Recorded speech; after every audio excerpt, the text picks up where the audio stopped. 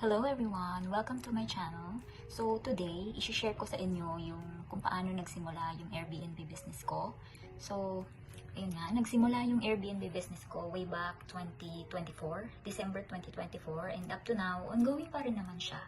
So, ayun na nga, paano nga ba ako nagsimula dito sa Airbnb business?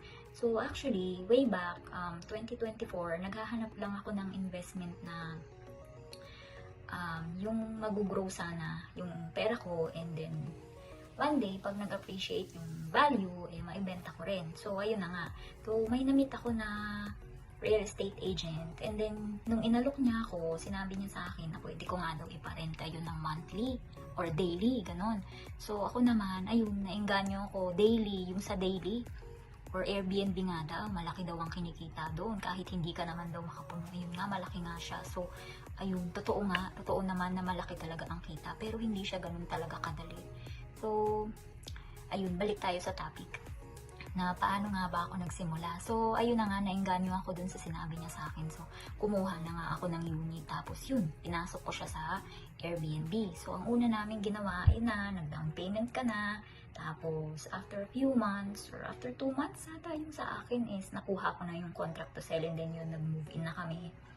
And then, nung makapag-move in na, yun na, bibili ka na ng mga appliances mo, ganon.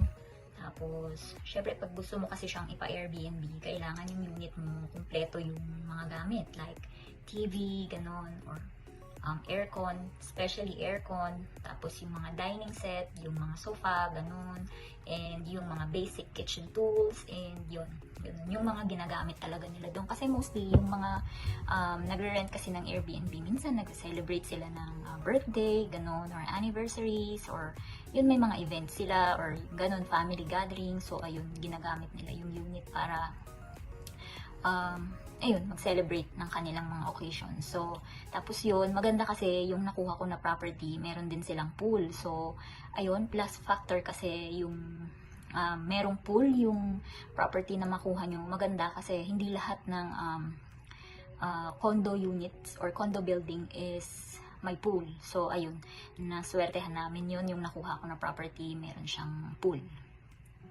So, ayun, after after mabili yung mga gamit, gano'n, in-install na. So, yung mga bed, na-deliver na, gano'n, pinadeliver na lahat dun sa condo. Tapos, ayun na, kinabit na siya. So, inayos na namin. Ayun, mga basic decorations. Maglalagay ka ng basic decorations kasi, syempre, para maganda siyang tingnan. Tapos, oo, mostly yung ibang clients kasi gusto nila na nagpipicture sila, gano'n. Kaya, yun, dapat medyo maganda at presentable talagang tingnan yung, yung unit. So, ayun, ganun nga yung ginawa namin. So, after nung naayos na siya lahat, na-install na, kompleto na, ganun, ayan, picture ka na, ganun, tapos ima-market mo na siya sa Facebook Marketplace, ganun, gagawa ka na ng page. So, ako gumawa ako ng Facebook page. So, ayun, nilist ko din siya sa Facebook Marketplace kasi para mas maraming makakita at yun, makilala kami. Tapos, ayun, in-enroll ko din siya sa Airbnb app. So, ayun, until now, ganun, andun pa rin siya. So, okay naman ang Airbnb business. Minsan, ganun, may mga times talaga na mahina yung booking, pero okay naman siya.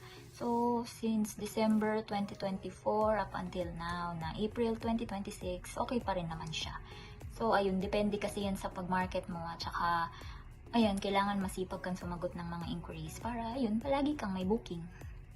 So, ayun lang. Next time, i-share ko naman sa inyo yung mga experience ko sa mga naging guest namin. So, see you in the next video.